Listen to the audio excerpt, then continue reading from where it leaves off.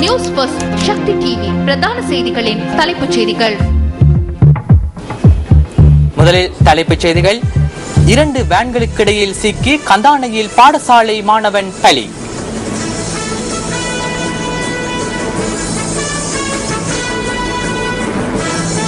இந்தியாவின் புதிய பிரதமராக நரேந்திர மோடி பதவியேற்பு.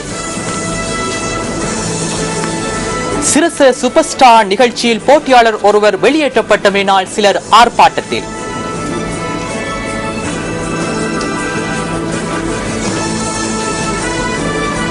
ஹபராதுவில் மீனவ படகு விபத்து, தங்காலையில் 6 மீனவ படகுகள் தீக்கிரை. பிரதான கலையகத்தில் கிருஷாந்த் ராஜ் மற்றும் தாரணி. நன்றி ரியாஸ். வணக்கம். நீங்கள் இணைந்து கொண்டிருப்பது நியூஸ் ஃபர்ஸ்டின் பிரதான செய்திகளுடன். இனி விரிவான செய்திகள். இந்தியாவின் காங்கிரஸ் கட்சியின் 10 ஆண்டு கால ஆட்சிக்கு முற்றுப்புள்ளி வைத்து பாரதிய ஜனதா கட்சியின் நரேந்திர மோடி இன்று பிரதமராக சத்தியப்பிரமாணம் செய்து கொண்டார். இந்த சத்தியப்பிரமாண நிகழ்வு ராஷ்டிரபதி பவனில் நடைபெற்றது. இந்த தகவல்களுடன் செய்தி அறையிலிருந்து இணைந்து கொள்கின்றார் ரியாஸ். நன்றி தாரணி. இன்று ஒரு மிகவும் முக்கியமான நாள், இந்தியாவுக்கு மிகவும் முக்கியமான நாள். அதே போன்று சர்வதேச மட்டத்திலும் அதிகம் பேசப்படும் ஒரு நாள் என்று கூறினால் அதில் எவ்வித பிழையும் இல்லை. இந்தியாவின் உள்ளக அரசியல் மாற்றம் சர்வதேச மட்டத்தில் தற்பொழுது பாரிய மாற்றங்களை ஏற்படுத்தும் என்று எதிர்பார்க்கப்படுகின்றது. குறிப்பாக இந்தியாவின் 15வது பிரதமராக நரேந்திர மோடி இன்று பதவியேற்றார். குறிப்பாக சாக் வலயத்தின் அரச தலைவர்கள் இந்த பதவியேற்பு நிகழ்வில் கலந்து கொண்டிருந்தார்கள். அது குறித்த தகவல்களை நாம் முதலில் பார்ப்போம். ராஷ்டிரபதி பவனில் இன்று மாலை 6 மணிக்கு சத்தியப்பிரமாண நிகழ்வுகள் ஆரம்பமானது.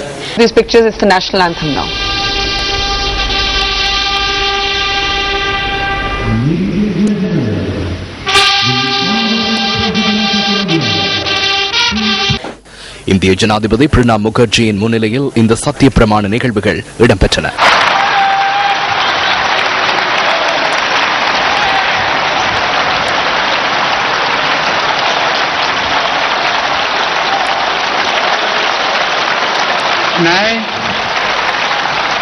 मैं नरेंद्र दामोदर दास मोदी ईश्वर की शपथ लेता हूं कि मैं विधि द्वारा स्थापित भारत के संविधान के प्रति सच्ची श्रद्धा और निष्ठा रखूंगा। मैं भारत की प्रभुता और अखंडता का अक्षुण्ण रखूंगा।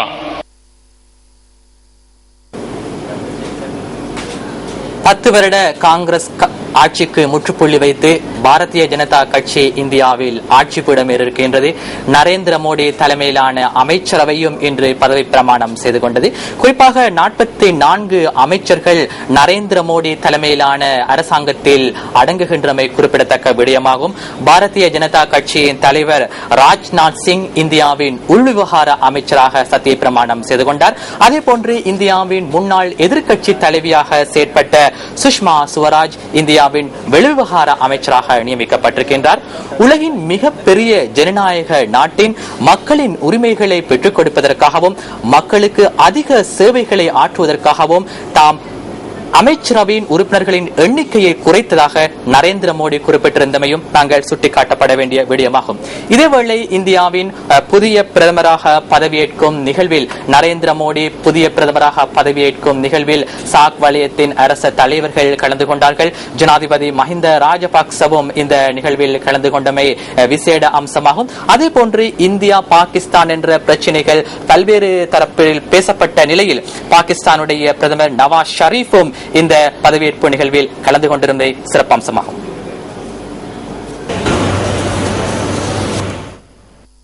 ஜனாதிபதி மஹிந்த ராஜபக்ச புதுடில்லி நகரை இன்று அதிகாலை சென்றடைந்தார்.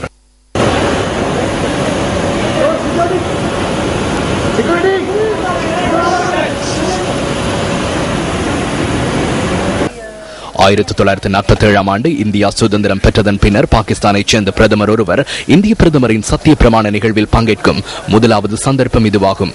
இந்த நிலையில் பாகிஸ்தான் பிரதமர் நவாஸ் ஷெரீப் இன்றைய நிகழ்வில் பங்கேற்றிருந்தார்.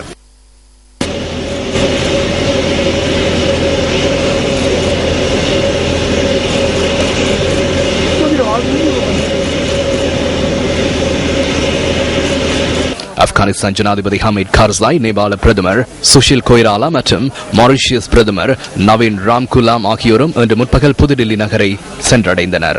பூட்டான் பிரதமர் நேற்று பிற்பகல் புதுடில்லி நகரை சென்றடைந்த நிலையில் பாரதிய ஜனதா கட்சியின் தலைவர்களையும் சந்தித்து கலந்துரையாடல்களை நடத்தியிருந்தமை குறிப்பிடத்தக்கது.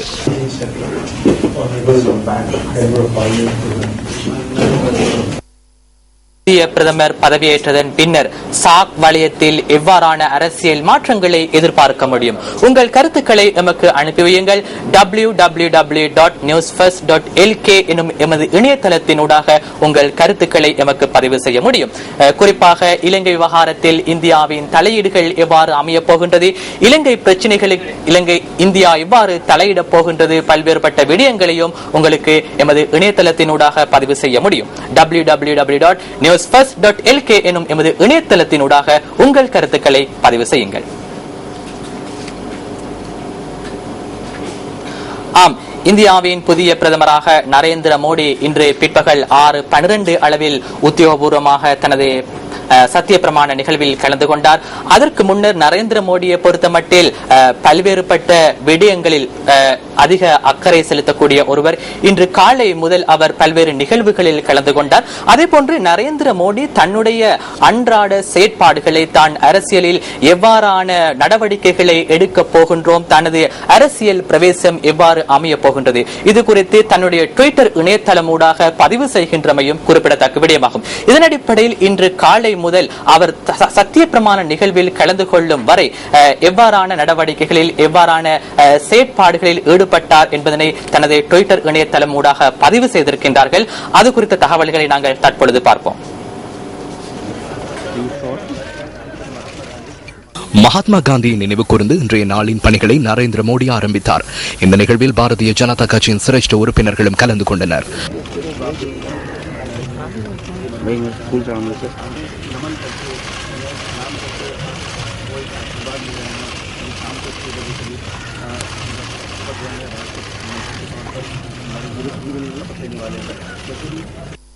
முன்னாள் பிரதமரும் பாரதிய ஜனதா கட்சியின் சிரேஷ்ட உறுப்பினருமான அடல் பிஹாரி வாஜ்பாயையும் நரேந்திர மோடி சந்தித்தார்.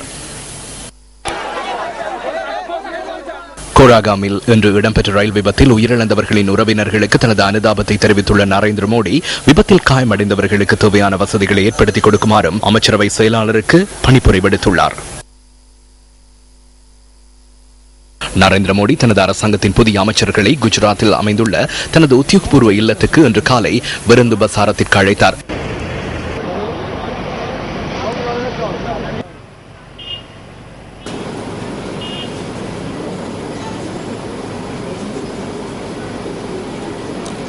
இதுவரை காலமும் இந்தியாவின் பிரதமராக நாங்கள் பேசியவர் கலாநிதி மன்மோகன் சிங். கலாநிதி மன்மோகன் சிங்கின் ஆட்சி காலம் நிறைவடைந்து இந்தியாவின் புதிய பிரதமராக நரேந்திர மோடி பதவியேற்றிருக்கின்றார். குறிப்பாக ஜனாதிபதி மஹிந்த ராஜபக்ச தன்னுடைய வாழ்த்துச் செய்தியில் குறிப்பிட்டிருந்தார், பதவியேற்றதன் பின்னர், இந்தியாவின் புதிய பிரதமராக பதவியேற்றதன் பின்னர் தனது உத்தியோகபூர்வ விஜயத்தை முதலாவதாக இலங்கைக்கு மேற்கொள்ளுமாறும் குறிப்பிட்டிருந்தார். பொறுத்திருந்து பார்ப்போம் இந்தியாவின் அரசியலில் எவ்வாறான மாற்றங்கள் ஏற்படும் என்பதனை. தொடர்ந்தும் பிரதான செய்தி கலையகத்தில் தாரணி மற்றும் கிருஷாந்த் ராஜ். நன்றி ரியாஸ். இந்திய பிரதமரின் பதவியேற்பு தொடர்பான தகவல்களை வழங்கியமைக்கு. 2 பாடசாலை வேன்களுக்கு இடையில் அகப்பட்டு பாடசாலை மாணவர் ஒருவர் உயிரிழந்துள்ளார். கந்தானில் உள்ள பிரபல பாடசாலையின் வாகன திரைப்படத்தில் இந்த விபத்து இடம்பெற்றுள்ளதாக போலீசார் கூறினர். மாணவர்கள் சிலர் பாடசாலை நிறைவு பெற்ற பின்னர் வேனில் ஏறுவதற்கு வாகன திரைப்படத்தில் தயாராக இருந்துள்ளனர்.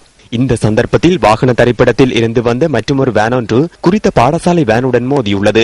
இதில் 5 மாணவர்கள் 2 வேன்களுக்கு இடையில் சிக்கி காயமடைந்துள்ளனர். பின்னர் அவர்கள் வைத்தியசாலையில் அனுமதிக்கப்பட்டனர். அவர்களுள் ஒரு மாணவன் சிகிச்சை பலனின்றி உயிரிழந்தார். 3ஆம் தரத்தில் கல்வி கற்ற மாணவர் ஒருவரே இந்த விபத்தில் உயிரிழந்துள்ளார். මාසයක් දෙකක් ඇතුළත වාර්තා වූ දෙවෙනි සිදුවීම 2 மாதங்களுக்குள் இவ்வாறான 2 சம்பவங்கள் பதிவாகியுள்ளன. சிறுவர்களை இவ்வாறான விபத்துகளில் இருந்து பாதுகாத்துக் கொள்ளவும் தவிர்க்கவும் பிள்ளைகள் தொடர்பில் பொறுப்பு கூற வேண்டியவர்கள் அனைவரினதும் பொறுப்பாகும். சாரதிகள் பிள்ளைகளின் பாதுகாப்பு தொடர்பில் அதிக கவனம் செலுத்த வேண்டியது அவசியமாகும். பிள்ளைகள் நடக்கும் சந்தர்ப்பங்களில் கவனயீனமாக வாகனங்களை செலுத்துவதால் இவ்வாறான சம்பவங்கள் இடம்பெறுவதே கவலைக்குரிய விடயமாகும். இதற்கு முன்னர் கொழும்பில் உள்ள பிரபல பாடசாலை ஒன்றில் 8 வயது பிள்ளை ஒன்று நிலத்தை சமப்படுத்தும் ரோலர் இயந்திரத்தில் அகப்பட்டு உயிரிழந்தார்.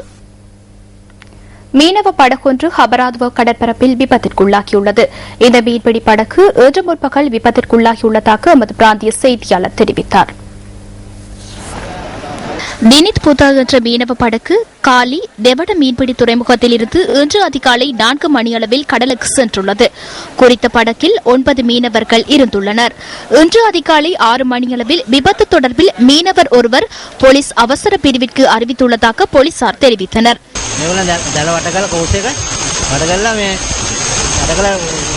இவர்கள் வலையை இழுக்கும் போது படகில் பட்டது. பின்னர் படகு மூழ்கியது.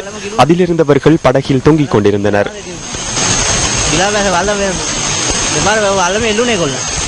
அந்த படகும் கவிழ்ந்ததாக கூறினேன். பின்னர் அவர்கள் கடற்படையினருக்கும் ஏனைய தரப்பினருக்கும் அறிவித்தனர். படகு விபத்திற்குள்ளாகி சில மணித்தியாலங்களுக்கு பின்னர் மேலும் 2 மீனவ படகுகள் மற்றும் கடற்படையின் ஒத்துழைப்புடன் மீனவர்களை மீட்டுள்ளதாக போலீசார் தெரிவித்துள்ளனர்.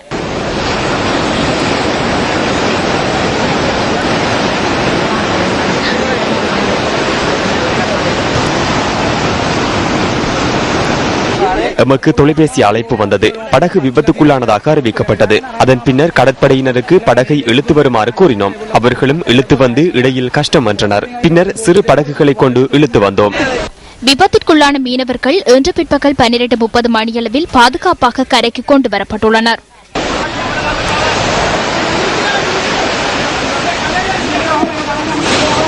படகு கவிழ்ந்தது. நாங்கள் 9 பேரும் அதனை பிடித்து தொங்கிக் கொண்டிருந்தோம். அச்சமாக இருந்தது. 9 பேர் சென்றனர். அவர்களின் உயிர் தொடர்பில் எமக்கு அச்சம் இருந்தது. அவர்கள் உயிருடன் வந்தமை மகிழ்ச்சியாக உள்ளது. இதேவேளை தங்காலை குடாவெல்ல மீனவ துறைமுகத்தில் நிறுத்தி வைக்கப்பட்டிருந்த மீனவ படகில் தீ ஏற்பட்டுள்ளது. குறித்த தீ பரவையுமானால் அருகில் இருந்த 5 படகுகளும் தீக்கிரையாகியுள்ளதாக போலீசார் தெரிவித்தனர்.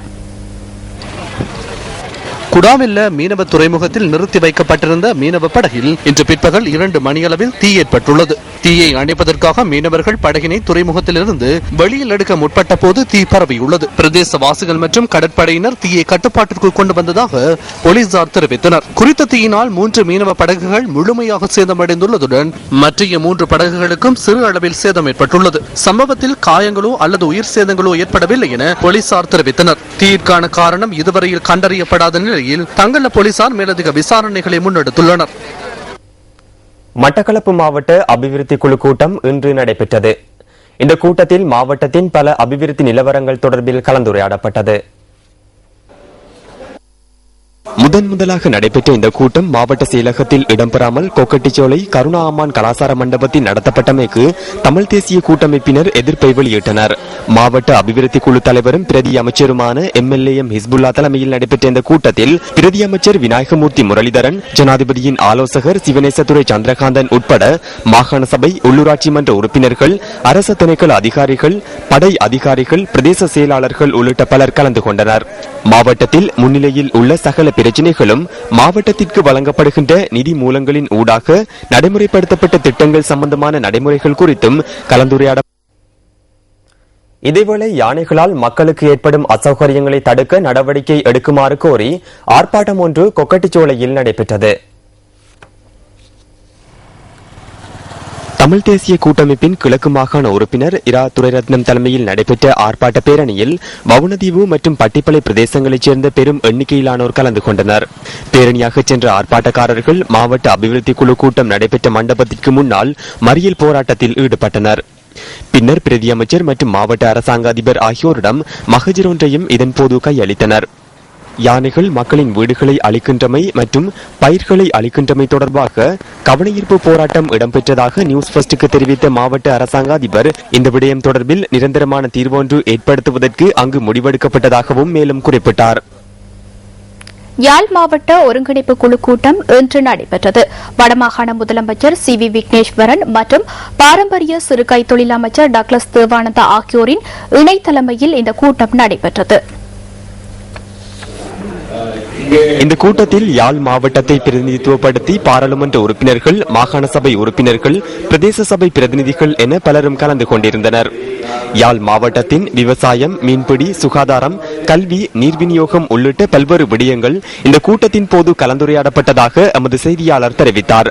அத்துடன் இரணைமடு நீர் விநியோக திட்டம், மீன்பிடி மற்றும் வடமராட்சி கிழக்கு மண் அகழ்வு போன்ற விடயங்கள் தொடர்பில் கலந்துரையாடப்படுகின்ற சந்தர்ப்பத்தில் வாத பிரதிவாதங்கள் ஏற்பட்டதாகவும் அவர் குறிப்பிட்டார்.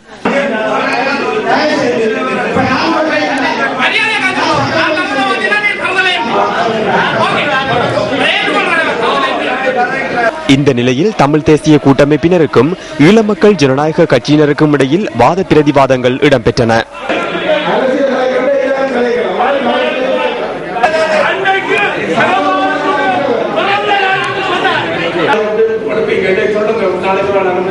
இன்றைய கூட்டம் பிற்பகல் நிறைவு பெற்ற நிலையில் நாளைய தினமும் யாழ் மாவட்ட ஒருங்கிணைப்பு குழு கூட்டம் நடைபெறவுள்ளமை குறிப்பிடத்தக்கது. சிரச சூப்பர் ஸ்டார் போட்டி நிகழ்ச்சியின் சில போட்டியாளர்கள் வெளியேற்றப்பட்டமை தொடர்பில் கடந்த சில வாரங்களாக அதிகம் பேசப்பட்டது. இணையதளத்திலும் இது குறித்த விவாத நிலைமையை காண முடிந்தது. இந்த பின்புலத்திலேயே நியாயத்தை பாதுகாக்கும் நோக்கில் சில மாற்றங்களோடு கடந்த சனிக்கிழமை சிரச சூப்பர் ஸ்டார் நிகழ்ச்சி நடைபெற்றது. சிரச சூப்பர் ஸ்டார் சீசன் 6 போட்டியிட்ட ராஜகிரிய பகுதியைச் சேர்ந்த ஹர்ஷ சாத்துராங்கவிற்கு நேற்று போட்டியிலிருந்து வெளியேற வேண்டி ஏற்பட்டது.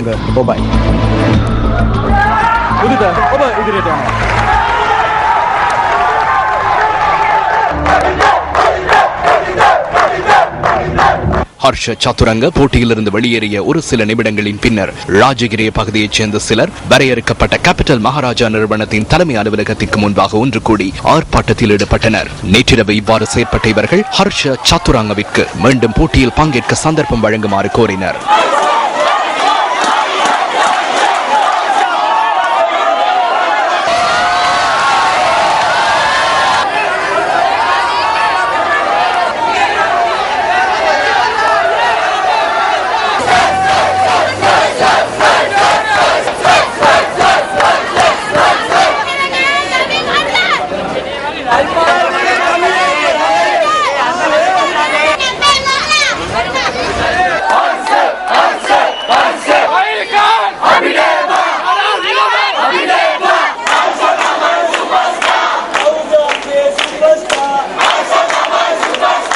பின்னர் போலீசாரும் சம்பவ இடத்திற்கு வருகை தந்தனர்.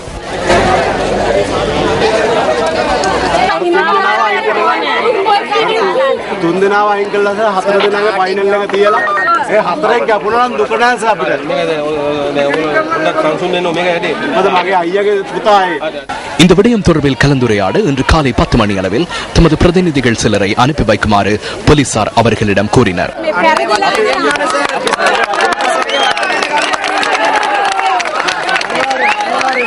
போலீசார் வருகை தந்து சிறிது நேரத்துக்கு பின்னர் ஆர்ப்பாட்டக்காரர்கள் கலைந்து சென்றனர்.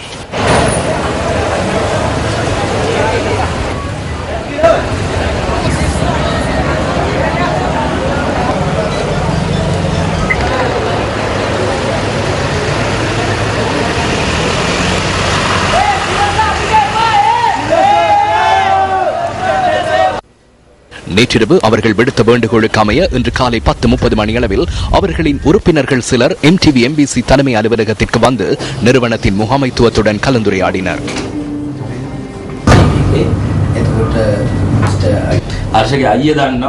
දවස් කීයක් මං මේ හර්ෂගේ අයියට කතා කරලා තියෙනවා මෙයාගේ සමහර කාරණා සම්බන්ධයෙන්. ඒ කියන්නේ කිව්වත් කිව්ව දේ නෙමෙයි කරන්නේ. අපි මුලින්ම ඒක කියන්නේ නැහැ කවුරුත් කියන්නේ. ඉතින් ඒ කරුණාකරලා අපි හරියට සාකච්ඡා කරමු. එහෙම නැත්නම් මේ සාකච්ඡාව ඔයාටත් අපරාධ නැති මටත් වැඩ නැති විශේෂයෙන්ම අපි දෙකොල්ල එකතු වෙලා හර්ෂ වගේ දක්ෂ තරුණයෙක්ගේ ජීවිතය සම්බන්ධව මේ වෙලාවේ නෑ. හැබැයි හර්ෂ ඇවිල්ලා තියෙනවා එක ස්ථාවරයකට. இந்த கலந்துரையாடல் இடம்பெற்றுக் கொண்டிருந்த வேளையில் பஸ் ஒன்றில் வந்த சிலர் தலைமை அலுவலகத்திற்கு முன்பாக ஒன்று கூடி எதிர்ப்பு தெரிவித்தமையினால் அமைதியின்மை ஏற்பட்டது.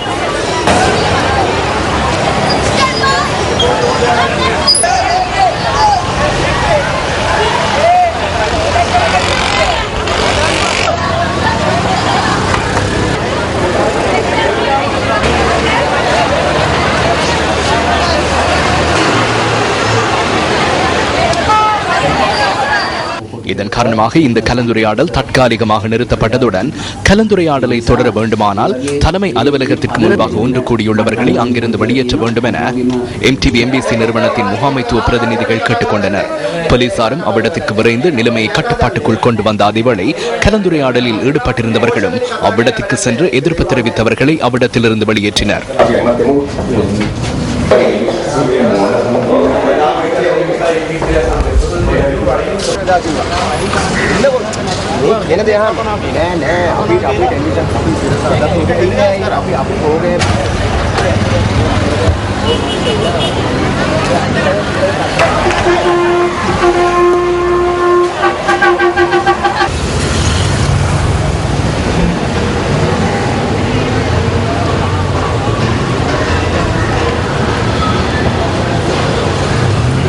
அந்த உறுப்பினர்களின் வேண்டுகோளுக்கு அமைய கலந்துரையாடல் தலைமை அலுவலகத்தில் 2ஆம் தடவையாக மீண்டும் ஆரம்பமானது.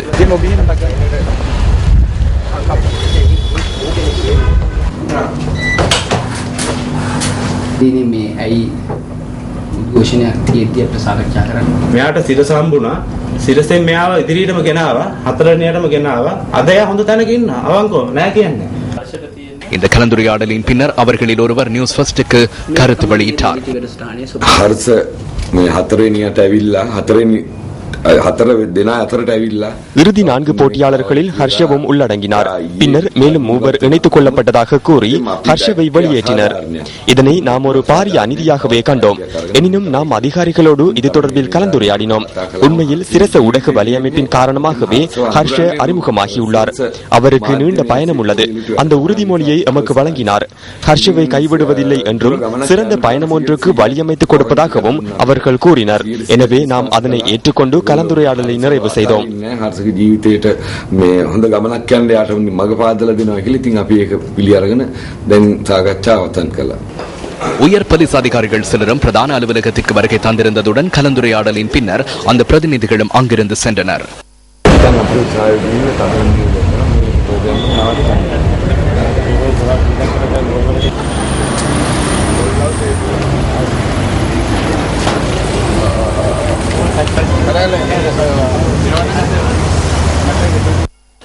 சிரச சூப்பர் ஸ்டார் வெற்றியாளருக்கு 1 கோடி ரூபாய் பணப்பரிசில் வழங்கப்படுவதனால் சிலர் SMS மூலம் இந்த சந்தர்ப்பத்தை தவறான முறையில் பயன்படுத்துவதற்கு முயற்சிப்பதனை தலைமைத்துவம் அவதானித்துள்ளது. எனவே SMS மூலம் 60% புள்ளிகளையும் 40% நடுவர்களும் வழங்கியே இறுதியாக திறமைசாலி தெரிவு செய்யப்படுவார். இது தலைமைத்துவத்தின் முடிவாகும். இலங்கையில் உள்ள அனைத்து இளைஞர் யுவதிகளுக்கும் சந்தர்ப்பம் வழங்கும் சிரச சூப்பர் ஸ்டார் நிகழ்ச்சியானது போட்டியில் கலந்து கொள்ளும் எந்த ஒரு போட்டியாளருக்கும் அநீதி ஏற்படக்கூடாது என்ற நோக்கத்திலேயே இந்த முடிவினை எடுத்துள்ளது. மட்டக்களப்பு மாவட்ட அபிவிருத்தி குழு கூட்டம் இன்று நடைபெற்றது. இந்த கூட்டத்தில் மாவட்டத்தின் பல அபிவிருத்தி நிலவரங்கள் தொடர்பில் கலந்துரையாடப்பட்டது. முதலாக நடைபெற்ற இந்த கூட்டம் மாவட்ட செயலகத்தில் இடம்பெறாமல் கொக்கட்டிச்சோலை கருணா அம்மான் கலாசார மண்டபத்தில் நடத்தப்பட்டமைக்கு தமிழ் தேசிய கூட்டமைப்பினர் எதிர்ப்பை வெளியிட்டனர். மாவட்ட அபிவிருத்தி குழு தலைவரும் பிரதி அமைச்சருமான MLA ஹிஸ்புல்லா தலைமையில் நடைபெற்ற இந்த கூட்டத்தில் பிரதி அமைச்சர் விநாயகமூர்த்தி முரளிதரன், ஜனாதிபதியின் ஆலோசகர் சிவனேசதுரை சந்திரகாந்தன் உட்பட மாகாண சபை, உள்ளூராட்சி மன்ற உறுப்பினர்கள், அரச திணைக்கள அதிகாரிகள், படை அதிகாரிகள், பிரதேச செயலாளர்கள் உள்ளிட்ட பலர் கலந்து கொண்டனர். மாவட்டத்தில் முன்னிலையில் உள்ள சகல பிரச்சினைகளும் மாவட்டத்திற்கு வழங்கப்படுகின்ற நிதி மூலங்களின் ஊடாக நடைமுறைப்படுத்தப்பட்ட திட்டங்கள் சம்பந்தமான நடைமுறைகள் குறித்தும் கலந்துரையாடப்பட்டதாக மாவட்ட அரசாங்க அதிபர் PSM சார்ல்ஸ் நியூஸ் ஃபர்ஸ்டுக்கு குறிப்பிட்டார். தற்போது நடைமுறையில் உள்ள விசேட திட்டங்கள் தொடர்பிலும் மாகாண சபையின் ஊடாக முன்னெடுக்கப்படுகின்ற திட்டங்கள் தொடர்பிலும் அங்கு கலந்துரையாடப்பட்டதாகவும் அவர் தெரிவித்தார். இதேவேளை கூட்டத்தில் ஆளும் மற்றும் எதிர்க்கட்சியினருக்கு இடையில் வாத பிரதிவாதங்களும் ஏற்பட்டன.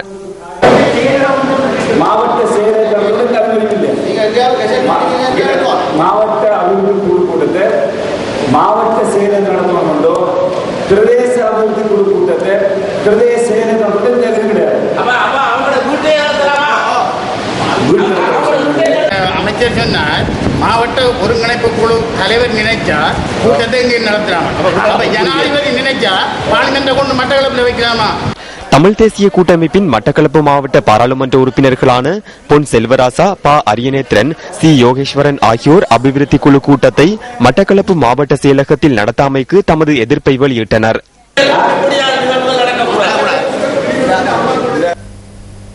ஆசிய ஒலிபரப்பு ஒன்றியத்தின் 20வது பதிப்புரிமை குழு கூட்டமும் மாநாடும் ரத்மலானையில் உள்ள ஸ்டெயின் கலியகத்தில் இன்று நடைபெற்றது. MTV, MBC மற்றும் நியூஸ் ஃபர்ஸ்ட் ஆகியன முன்னெடுக்கும் ஆசிய ஒலிபரப்பு ஒன்றியத்தின் 20வது பதிப்புரிமை மாநாட்டினை ஆசிய பசிபிக் ஒலிபரப்பு ஒன்றியம் ஏற்பாடு செய்துள்ளது. பதிப்புரிமையை பாதுகாப்பது தொடர்பில் அரசாங்கத்துடன் கலந்துரையாடல்களை மேற்கொள்வதன் முக்கியத்துவம் தொடர்பில் ஆசிய ஒலிபரப்பு ஒன்றியத்தின் செயலாளர் நாயகம் கருத்து வெளியிட்டார். அறிவிப்பாளர்கள் போதுமான அளவு பாதுகாக்கப்படுகின்றார்கள் என்பதனை உறுதிப்படுத்துவதற்கு எமது அரசாங்கங்களுடன் கலந்துரையாடுவதற்கு நாம் அதிக செயற்பாடுகளை முன்னெடுக்க வேண்டும். தொழில்நுட்ப ரீதியிலான முன்னேற்றங்களை நாம் பெற்றுக்கொள்வதற்கு இதுவும் முக்கிய பங்காற்றும். நான் இந்த சந்தர்ப்பத்தில் மகாராஜா நிறுவனத்திற்கும் MTV, MBC நிறுவனத்திற்கும் நன்றிகளை தெரிவித்துக் கொள்கிறேன். மிகவும் குறைந்த அளவிலான காலத்தில் சிறப்பான செயற்பாடுகளை அவர்கள் முன்னெடுக்கின்றனர்.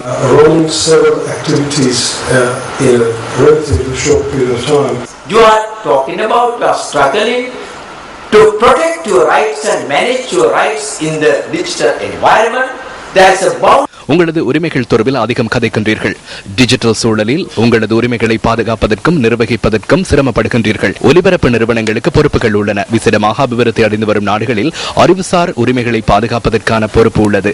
இலங்கையில் எத்தனை ஒலிபரப்பு நிறுவனங்கள் எழுத்தாளர்களின் அறிவுக்கும் கலை திறன்களுக்கும் மதிப்பளிக்கின்றது என்பது தெரியாது. அவர்களின் பெறுமதிகளை எத்தனை நிறுவனங்கள் அறிந்துள்ளன என்பதும் எனக்கு தெரியாது.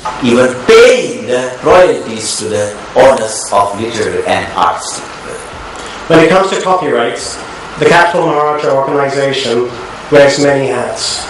In fact, our group represents the largest... அறிவிப்பாளர்களின் உரிமைகள் தொடர்பில் கவனத்தில் கொண்டால் கேபிட்டல் மகாராஜா நிறுவனம் முன்னணியில் உள்ளது. இலங்கையில் உள்ள மிகவும் பெரிய அளவிலான ஒலி மற்றும் ஒளிக்களஞ்சியம் அம்மிடத்திலேயே உள்ளது. அபிவிருத்தியை முன்னோக்கி கொண்டு செல்வதற்கு முக்கியமான வெளிநாட்டு முதலீடுகளை பாதுகாப்பதற்கு தேவையான உரிமைகளை பாதுகாப்பதில் நாம் முன்னிற்கின்றோம். நாம் புத்தாக்குனர்களை உருவாக்குவதற்கும் அவர்களை பாதுகாப்பதற்கும் நடவடிக்கை எடுக்க வேண்டும். அவர்களின் அறிவும் திறமையும் வெளிநாடுகளுக்கு சென்று விடாமல் அதனை உள்நாட்டில் பயன்படுத்த வேண்டும்.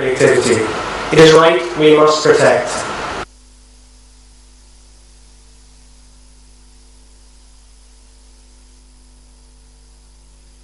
Photograph of a couple. Where is the problem that we need the new treaty?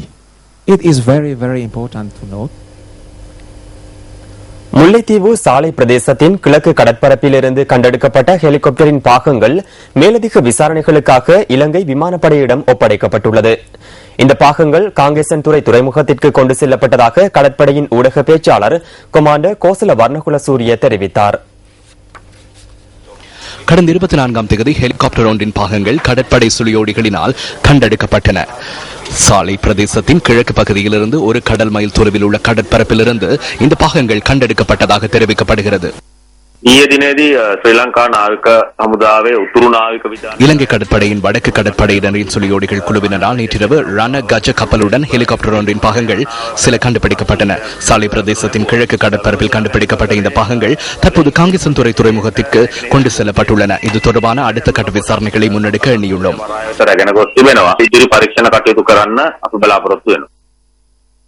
கண்டெடுக்கப்பட்ட பாகங்கள் ஹெலிகாப்டருடையது என்பதற்கான சாட்சியங்கள் உள்ளதாக விமானப்படையின் ஊடக பேச்சாளர் தெரிவிக்கின்றார். இந்த பாகங்கள் அதிக அளவில் துருப்பிடித்துள்ளதாகவும் அவை விமானப்படைக்கு சொந்தமான ஹெலிகாப்டரின் பாகங்களா என இதுவரை உறுதி செய்யப்படவில்லை எனவும் அவர் கூறினார். மேலதிக விசாரணைகள் முன்னெடுக்கப்பட்டு வருவதாக விமானப்படையின் ஊடக பேச்சாளர் மேலும் குறிப்பிட்டார். பிரதேசம் ஒன்றின் முன்னேற்றத்திற்கு கல்வி அறிவு அவசியமானது. மாணவர்கள், ஆசிரியர்கள் உள்ள போதிலும் நிரந்தர கட்டிடமின்றி இயங்கும் பாடசாலையொன்று தொடர்பில் நாம் இன்று ஆராய்கின்றோம்.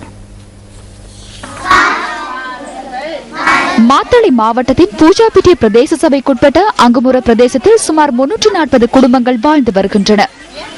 இங்குள்ள மாணவர்கள் சரஸ்வதி தமிழ் வித்தியாலயத்தில் கல்வி பயின்று வந்தனர். சரஸ்வதி தமிழ் வித்தியாலயத்துக்கு நிரந்தர கட்டிடம் ஒன்றின்மையால் அருகில் உள்ள சிங்கள பாடசாலையான பராக்கிரம மத்திய மகா வித்தியாலயத்தில் தமிழ் மாணவர்கள் கல்வி கற்க வேண்டிய நிலை ஏற்பட்டது.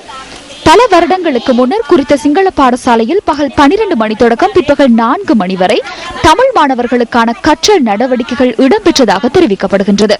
அதன் பின்னர் ஆலமர நிழலில் இந்த மாணவர்களுக்கான கற்றல் நடவடிக்கைகள் முன்னெடுக்கப்பட்டதாக தெரிவிக்கப்படுகிறது. தற்போதும் நிரந்தர கட்டிடமின்மையால் சுமார் 82 மாணவர்களுக்கான கற்றல் நடவடிக்கைகள் இந்த இடத்திலேயே முன்னெடுக்கப்படுகின்றது. வீடு வாசல்களை கேட்கல, அவங்களுக்கு போய் காணி கேட்கல, எங்களுக்கு காணி கொடுக்க போறதும் இல்லை, நாங்கள் கேட்க போறதும் இல்லை. இருக்கிற பிள்ளைகளை சரி படிக்க எதிர்காலத்தில் நல்லா வர்றதுக்கு உதவி செஞ்சு கொடுத்தா நல்லா இருக்கும்னு தான் இந்த தானே கேட்குறேன். இந்த ஊரில் எங்களுக்கு பாடசாலை ஒன்றும் இல்லை.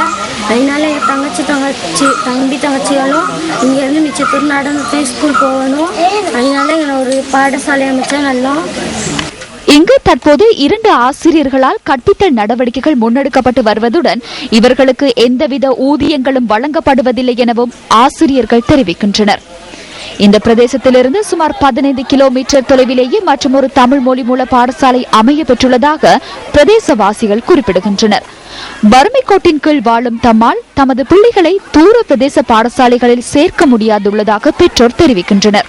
நான் 5வது இங்கே தான் படித்தேன். அதுக்கப்புறம் எங்களுக்கு வேறு வெளியில் ஸ்கூலுக்கு போயிடலாங்க கஷ்டத்தில். அப்புறம் இங்கே இருந்துட்டோம். நம்ம அம்மா அப்பாவுக்கெல்லாம் தூரத்தில் ஸ்கூலுக்கு அனுப்பலாது. அங்குமுற பிரதேச மாணவர்களின் கல்வி அறிவை விருத்தி செய்வதற்கு அதிகாரிகள் உடனடியாக நடவடிக்கை எடுக்க வேண்டும் என பெற்றோரும் பிரதேசவாசிகளும் கோரிக்கை விடுக்கின்றனர். உங்கள் வாழ்க்கை எங்கள் செய்தி. கிழக்கு மாகாண சபையின் ஐக்கிய மக்கள் சுதந்திர கூட்டமைப்பு உறுப்பினர் துரையப்பா நவரட்னராஜா மாகாண சபை உறுப்பினர் பதவியை ராஜினாமா செய்துள்ளார்.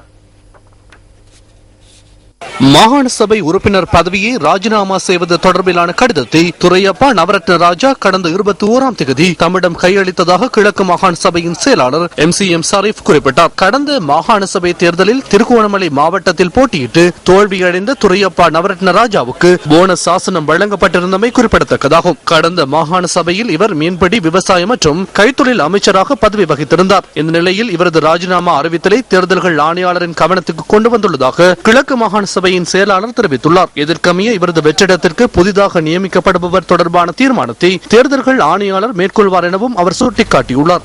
எவ்வாறாயினும் கிழக்கு மாகாண சபை உறுப்பினர் துரையப்பா நவரட்னராஜா தமது ராஜினாமாவிற்கான காரணத்தை பதவி விலகல் கடிதத்தில் குறிப்பிடவில்லை என கிழக்கு மாகாண சபையின் செயலாளர் மேலும் தெரிவித்துள்ளார். இந்தியாவின் உத்தரப்பிரதேசில் இடம்பெற்ற ரயில் விபத்தில் 20 பேர் உயிரிழந்துள்ளனர். இந்தியாவின் உத்தரப்பிரதேசத்தின் சன்ஹபர் நாகர் பிரிவில் சுரத் ரயில்வே நிலையத்தில் நிறுத்தி வைக்கப்பட்டிருந்த சரக்கு ரயிலுடன் பயணிகள் ரயில் நேருக்கு நேர் மோதியுள்ளது. குறித்த விபத்தில் 20 பேர் வரை உயிரிழந்துள்ளதாகவும் 50 பேர் காயமடைந்துள்ளதாகவும் இந்திய போலீசார் தெரிவித்துள்ளனர். விபத்து இடம்பெற்ற பகுதிகளில் மீட்பு பணிகள் இடம்பெற்று வருவதாக இந்திய தகவல்கள் குறிப்பிடுகின்றன. விபத்தில் பாதிக்கப்பட்டவர்களுக்கு அனுதாபங்களை தெரிவித்துள்ள நரேந்திர மோடி அவர்களுக்கான உதவிகளை வழங்குமாறும் சம்பந்தப்பட்ட அதிகாரிகளுக்கு தெரிவித்துள்ளார். இத்துடன் நியூஸ் ஃபர்ஸ்டின் இரவு 8 மணி பிரதான செய்தி நிறைவு பெறுகின்றது. வணக்கம். Hotline 0114-896-896 www.newsfirst.lk. Feedback at newsfirst.lk.